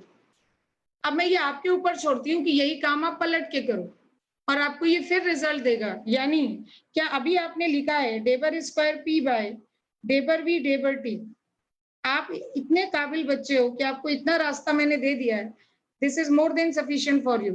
क्या अगर यही काम आप पलट के करते हो, यानी कि अगर आप डेबर स्क्वायर पी अपॉन डेबर टी डेबर वी करते हो और ये सेम आता है जो अब तक आ चुका होगा सभी बच्चों का, hence proved p is what, p is a state function and hence proved dp जो है वो एग्जैक्ट डिफरेंशियल है। आपको पता है कि अगर मैं अभी और आगे बताना चाहूँ वर्क के लिए तो वो भी बता सकती हूँ, बट वही बात है कि मुझे आपको अब आउट ऑफ कोर्स नहीं ले जाना है। ये इसलिए बताना जरूरी था क्योंकि इंटरनल एनर्जी की मैं आपको डिफरेंशियल इक्वेशन बनवाऊंगी और उस डिफरेंशियल इक्वेशन से आपको सबूत दूंगी कि du equal to N CV dt ideal gas के लिए हर प्रोसेस के लिए वैलिड है।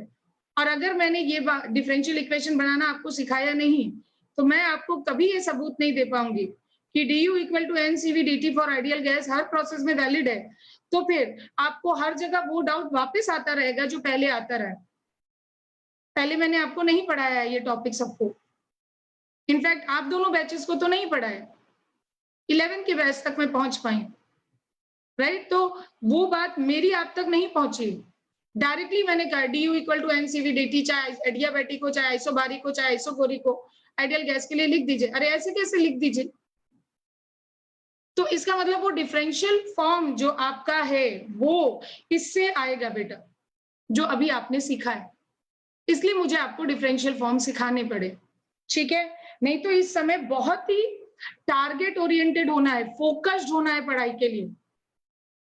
आप टीचर बनने की प्रैक्टिस थोड़ी ना कर रहे हो, आपको तो टॉपर बनना है बस, और टॉपर बनने का काम कर रहे हो तो आप हर डेप्थ वाली बात सीख रहे हो, बट आउट ऑफ कोर्स ज्यादा जाने की जरूरत नहीं है, राइट। आगे बढ़ते हैं, अब हम डिफरेंट प्रोसेस के लिए आ जाते हैं।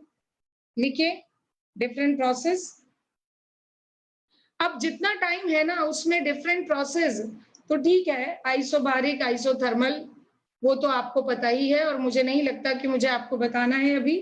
बट एक बात, मैं स्क्रीन पे अभी डिफरेंट प्रोसेस नहीं लिखाने जा रही हूँ क्योंकि मैं रिवीजन करा रही हूँ, ये तो बहुत ही सिंपल पॉइंट है। बट सिर्फ एक बात बता दूं, अगर डेल्टा अस्तित्व तुम्हें बोलना है, अगर डेल्टा टी 0 है then process is isothermal, is it correct line और इनकरेक्ट, ट्रू और फॉल्स? क्वेश्चन दे रही हूँ, मुझे पता है सब लोग आंसर कर दोगे, मुझे ये पता है कि सब लोग आंसर कर दोगे। पहले ही आंसर गलत आ गया अस्तित्व की तरफ से। अगर डेल्टा टी 0 है देन प्रोसेस इज आइसोथर्मल, ये स्टेटमेंट 1, राइट। और स्टेटमेंट 2, मैं आपको प्रोसेस क्या होते हैं ये नहीं पढ़ाने जा रही कि आइसोथर्मल क्या होता है आइसोबारिक क्या होता है। हाँ आ गया अस्तित्व, सॉरी आ गया, तो इसीलिए कहती हूँ बेटा, तभी मैं तेरे पे ज्यादा ध्यान देती हूँ, तेरी प्रॉब्लम्स रिमूव करना बहुत जरूरी है। तो तू पूछता तो रहा कर, चाहे मैं कभी कितना भी डांट दूं, क्योंकि यही बात अच्छी भी लगती है मुझे। राइट, दूसरा पॉइंट स्टेटमेंट नंबर 2 लिख रहे हैं कि अगर प्रोसेस आइसोथर्मल है, process is isothermal, then delta T equal to 0। बोलो, स्टेटमेंट नंबर 1 फॉल्स है और स्टेटमेंट नंबर 2 ट्रू है। बिल्कुल तापिशी, बिल्कुल। और इसी में मैं और एक्सटेंशन करती हूँ। अरे cyclic process is a common example भाई, मतलब समझाने की तुम बड़े बच्चों को जरूरत ही नहीं है, तुमको ये पढ़ाना पड़े मेरे लिए अफसोस की बात है, क्योंकि साइक्लिक प्रोसेस में तो डेल्टा टी डेल्टा वी जितने स्टेट फंक्शन के चेंज है वो सब 0 हो जाते हैं। तो क्या ये आइसोथर्मल, आइसोबारिक, आइसोकोरिक सब हो गया? कितनी गलत सोच है लोगों की। तो डेल्टा टी बेटा इनिशियल स्टेट और फाइनल स्टेट के बीच में, जब आप नहीं ऐसे कहूंगी स्टेट 1 और स्टेट 2 में आपने मेजर डिफरेंस किया है और आप उसका डेल्टा बता रहे हो, यानी आप एक्चुअली T2 माइनस T1 को 0 लिख रहे हो, यानी T1 बराबर T2 लिख रहे हो, ये लिख रही हूं मैं, यानी T2 माइनस T1 यानी उसे 0 लिख रहे हो, यानी T2 बराबर T1 लिख रहे हो। पर इससे ये कहां पता चला कि बीच रास्ते में जितना प्रोसेस हुआ वहां टेम्परेचर कांस्टेंट था? हो सकता है कि इनिशियल स्टेट और फाइनल स्टेट में टेम्परेचर सेम हो, T1 और T1, लेकिन रास्ते में ये टेम्परेचर चेंज हो रहा हो और फिर रास्ते में फिर कूलिंग भी हुई हो, हीटिंग प्लस कूलिंग दोनों हुई हो। बोलो। राइट, हाँ याशिका ये सही लिखा तुमने बेटा, और बाकी बच्चे रिस्पॉन्स किया करो। यस विदुषी, तो क्या अगर मैं यहाँ लिख दूं कि dt 0, अभी जगह मुझे कम मिल रही है और मैं वहीं लिखना चाह रही हूँ, ठीक है? तो अगर dt 0 है, या चलो मैं स्टेटमेंट नंबर 3 लिख देती हूँ, स्टेटमेंट नंबर 3 लिखती हूँ, है ना, कि अगर dt 0 है देन प्रोसेस इज आइसोथर्मल। अब बोलो, बोलो, यस बोलना, यस। हाँ, dt कहकर आपने ये कह दिया है कि हर डिफरेंशियल चेंज, और डिफरेंशियल चेंज कहकर आपने ये कहा है कि हर स्टेट को फॉलो करते हुए आप आगे बढ़े हो, रिवर्सिबल प्रोसेस हो गया। और रिवर्सिबल प्रोसेस में आप हर नेक्स्ट स्टेट को फॉलो करते हुए चले हो। अस्तित्व अगला टॉपिक हमारा रिवर्सिबल रिवर्सिबल ही होगा, तो उस समय तुम्हें ये बहुत क्लियर हो जाएगा, क्योंकि dt का मतलब ये हुआ कि आप अगर t से p वर्सेस v का ग्राफ याद दिला रही हूँ आइसोथर्मल का, कि अगर आप एक्सपेंशन कर रहे हो फ्रॉम a टू b और आप आइसोथर्मल कर रहे हो और ये रिवर्सिबल है क्योंकि आपने पूरा ग्राफ बनाया है, अगली क्लास और इंपॉर्टेंट हो जाएगी। इसका मतलब पता है आपको, न्यूमेरिकल करने आते हैं आपको, क्योंकि आपने फिजिक्स में भी इसे पढ़ा रखा है और केमिस्ट्री में भी पढ़ा रखा है, राइट? तो न्यूमेरिकल आप लोगों से हो जाते हैं, लेकिन जब शार्प बात आती है तो आप 0 हो जाते हो। तो मतलब मैं इसलिए बेसिक्स में ज्यादा रुक रही हूँ, थर्मोडायनेमिक्स का बेसिक पढ़ रहे हो अभी आप, बेसिक ही नहीं आता सबको, फील नहीं आता था पिछे, यही तो फीलिंग का क्लास है ये। अभी बताओ स्टेट फंक्शन पाथ फंक्शन का फील आया कि नहीं तुझे? तो जितना तूने पढ़ा उसकी फीलिंग स्ट्रांग होनी चाहिए, इतनी कि आप किसी से बहस करके उसे समझा सके। हाँ बेटा, और इसीलिए हमने ये क्लास लगाई है, क्योंकि हमें, मुझे पता है कि तुम लोग टॉपर्स में से एक हो और तुम हर क्वेश्चन कर लेते हो, थर्मोडायनेमिक्स का आंसर ले आते हो, पर फीलिंग नहीं आ रही होती आपको। तो वो फीलिंग के लिए तो ये लाइव क्लास है बच्चे, और इसलिए लाइव होने का फायदा उठाना। अगर कभी कोई पॉइंट मिस कर रहे हो तो फिर से इसे ऑन करना, फिर से इसे देखना, उस मुद्दे को। मैंने देखो आज लिखा कम है, जबकि लाइव क्लासेस में उल्टा होता है, लिखते ज्यादा है बोलते कम है लोग, क्योंकि यहाँ पर बोलना और समझना, फील करना इस लेक्चर के लिए ज्यादा जरूरी है। ठीक है, अभी रुको, अस्तित्व बताती हूँ बेटा, अस्तित्व रिवर्सिबल रिवर्सल पढ़ ले बेटा, फिर अपने पॉइंट्स पूछना, है ना? तो मैं अगर कल की क्लास में तो मैं ये बताने वाली हूँ, परसों जब भी हमारी अगली क्लास होगी, कि आप ग्राफ भी केवल तभी बना सकते हैं जब रिवर्सिबल प्रोसेस हो। क्योंकि आपने ग्राफ बनाया, इसका अर्थ क्या हुआ? इसका अर्थ हुआ आप हर स्टेट फॉलो करते हुए गए हो। ये देखो, ये देखो, आप हर स्टेट फॉलो करते हुए गए हो, इनफाइनाइट स्टेट फॉलो करते हुए गए हो। इसका अर्थ है आपको हर डिफरेंशियल चेंज पता है। अस्तित्व देखो इधर, राइट? ये डिफरेंशियल चेंज आपको पता है, ये हर डिफरेंशियल चेंज पता है, यानी हर डिफरेंशियल चेंज में अगर dt 0 आ रहा है, इसका मतलब dt का मतलब ही यही, और ये dt 0 कहने का मतलब ही यही है कि अगर लगातार टेम्परेचर कांस्टेंट होगा तभी dt 0 आएगा, वरना दो स्टेट के बीच में तो डेल्टा टी 0 आ जाएगा लेकिन dt 0 नहीं आएगा। जब dt 0 कहा जाता है तो ये इनडायरेक्टली ये कहा जाता है कि हर डिफरेंशियल चेंज में वो वैल्यू 0 आ रही है और तब वो प्रॉपर्टी कांस्टेंट होती है। समझ गए? अस्तित्व तुम्हें इतने में समझ आया क्या? या मैं रिवर्सिबल इरिवर्सिबल पढ़ाऊंगी, फिर तब तक के लिए वेट करो। तो अगर dt 0 है तो बच्चों आप रिवर्सिबल प्रोसेस फॉलो कर रहे हो और उसमें आपका dt 0 आने का मतलब कि हर डिफरेंशियल स्टेप के बाद t सेम मिला है। ठीक है, राइट। नहीं, रिपीट नहीं करूंगी, रिवर्सिबल पढ़ाऊंगी तब बताऊंगी बच्चे। ठीक, इसका अर्थ ये हुआ कि ये केवल आइसोथर्मल में नहीं, हर एक के लिए सही। क्या? तो एक बार स्टेटमेंट नंबर 1 2 3 आप इसकी पिक्चर भी क्लिक कर लो मोबाइल पे, स्टेटमेंट नंबर 1 2 3 को क्वेश्चन मानते हो तुरंत, क्योंकि आप बार बार पूरी लाइव क्लास तो देखने नहीं वाले। ये क्वेश्चन बहुत परफेक्ट है। क्या कि अगर डेल्टा टी 0 है देन प्रोसेस इज आइसोथर्मल, ये रॉन्ग है। अरे मैंने आंसर तो लिखा ही नहीं, लोग समझेंगे कि ये सही है, तो ये रॉन्ग स्टेटमेंट है, ये फॉल्स है। हो गया? लेकिन अगर प्रोसेस आइसोथर्मल है देन डेल्टा टी भी 0 एंड dt भी 0। बोलो, बताओ बेटा, बोथ करेक्ट? बोलिए yes, Yeshi, very good, right. लेकिन अगर स्टेटमेंट नंबर 3 देखो, और ये तो ट्रू है ही है, ये तो ट्रू है ही है। ठीक है, स्टेटमेंट नंबर 3 क्या है? अगर dt 0 है तो प्रोसेस आइसोथर्मल है, बिल्कुल सही है। टेम्परेचर कांस्टेंट है, बिल्कुल सही है, क्योंकि हर डिफरेंशियल चेंज में टेम्परेचर कांस्टेंट होगा तभी dt 0 लिख सकते हो, वरना नहीं लिख सकते। ठीक है, अब क्या, अब मुझे बताने की जरूरत ही नहीं है कि आइसोबारिक प्रोसेस क्या है। आइसोबारिक प्रोसेस ऐसे ही मुझे पता है कि अब आप कर लोगे, बट फिलहाल उसके एक बार आपको चेक कर लो। आइसोबारिक प्रोसेस है, राइट, लिखना है एक बार, if process is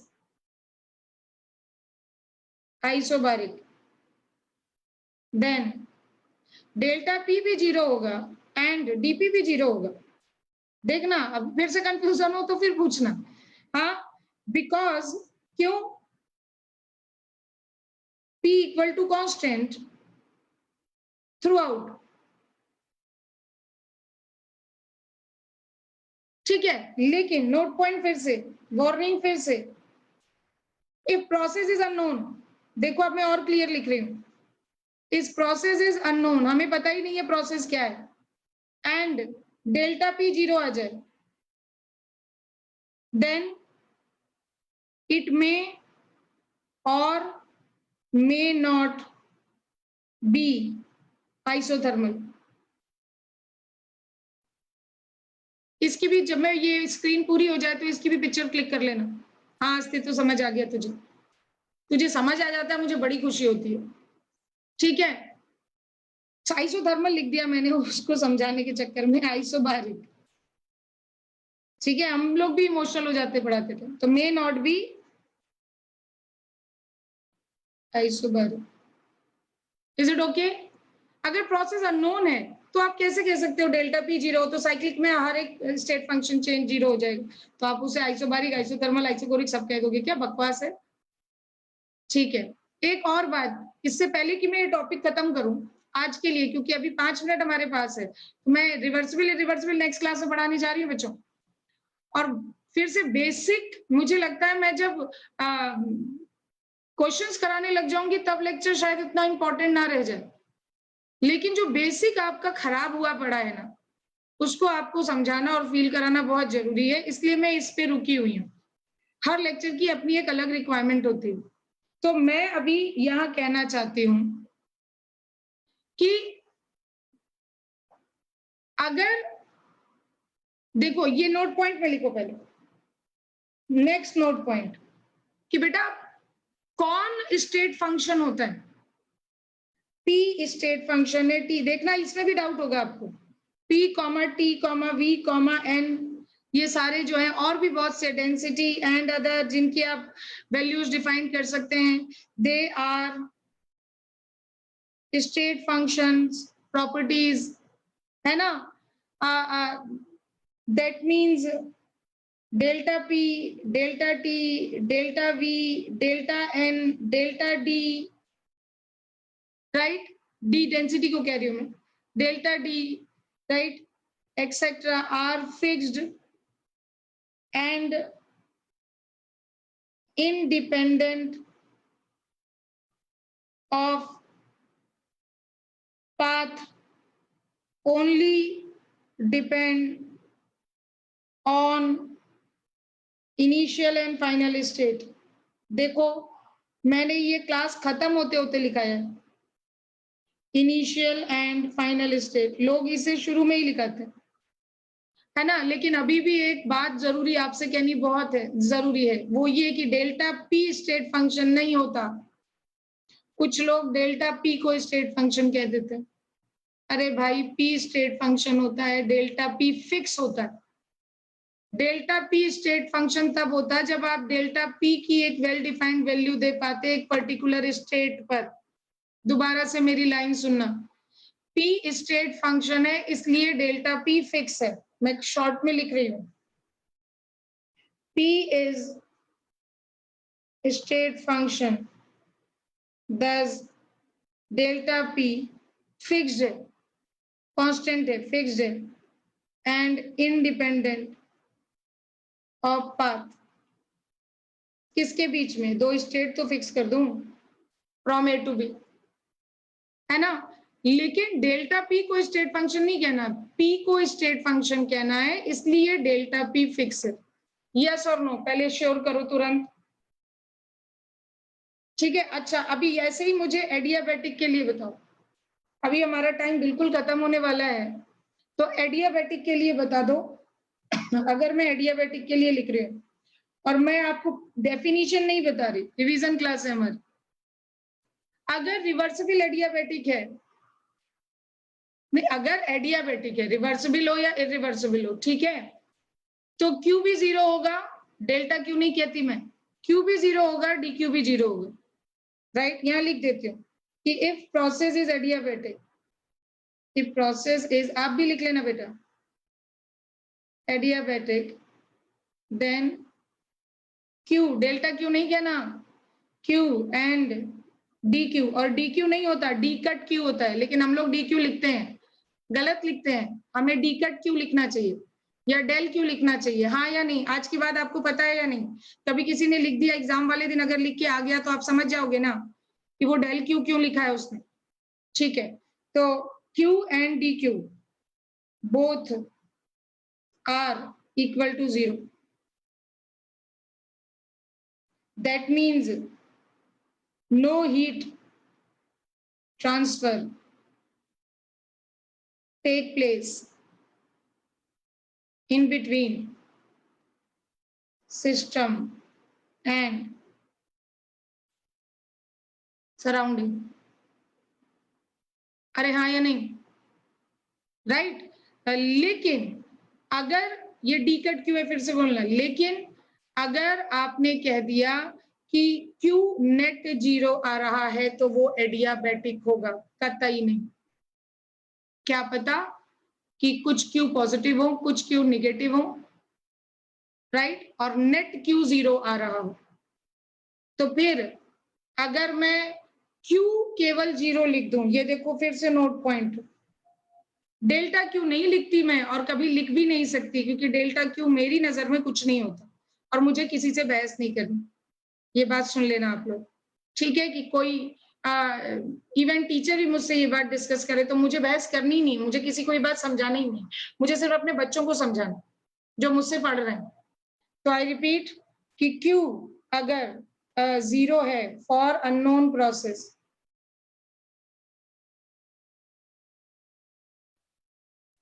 Q equal to zero, जब मैंने Q लिखा है इसका मतलब मैंने एप्रिशिएबल चेंज लिखा है in between two major states, जो डिफरेंस है, DQ नहीं लिखा है मैं। अगर Q जीरो है then process may or may not be क्या zero, right. But for unknown process फिर लिखा रही हूं, फिर से बात रिपीट कर रही हूं, for a known process. If dq 0, then process is surely adiabatic. बोलिए भाई, मुझे उम्मीद है कि आपको मेरी सारे पॉइंट्स आज क्लियर हो गए है ना। अब आइसोकोरिक क्या पढ़ाना यार आपको, ठीक है, सब हमारे प्रोसेस होगा तो सामने आएगा। अगली क्लास में मैं आपको रिवर्सिबल इरिवर्सिबल बताऊंगी और सबको एक साथ लेकर बताऊंगी, मतलब आइसोबारिक, आइसोथर्मल, आइसोकोरिक, एडियाबेटिक, उनमें रिवर्सिबल इरिवर्सिबल में क्या ड्राइविंग फोर्स होता है, क्या अपोजिंग फोर्स होता है। ये आपको 11th के बच्चों की तरह बिल्कुल नहीं पढ़ाने वाली हूँ कि स्टेप्स लिखा दूं रिवर्सिबल के क्या पॉइंट्स होते हैं बेटा, ये 1 नंबर 2। आपको दोनों प्रोसेस में ड्राइविंग फोर्स दिखने चाहिए, अपोजिंग फोर्स दिखने चाहिए, ठीक है। एंड देन फिर हम आ जाएंगे इंटरनल एनर्जी की डिफरेंशियल इक्वेशन में, यानी आने वाले 1 या 2 लेक्चर अभी बहुत ज्यादा इंपॉर्टेंट, ठीक है। तो उम्मीद करती हूँ आप जुड़े रहोगे। चलिए, थैंक यू एवरीवन। और कोई डाउट हो तो जरूर मुझसे बात करिएगा क्लास के बाद भी। Thank you.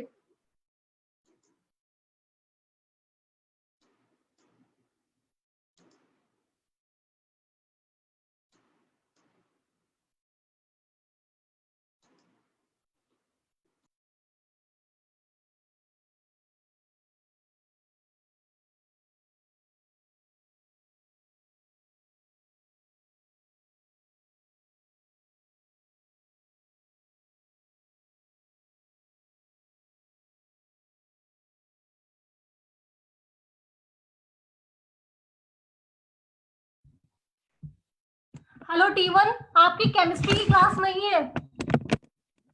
T1 और T2 BS सर की क्लास नहीं है आज, उनकी तबीयत ठीक नहीं थी इसीलिए।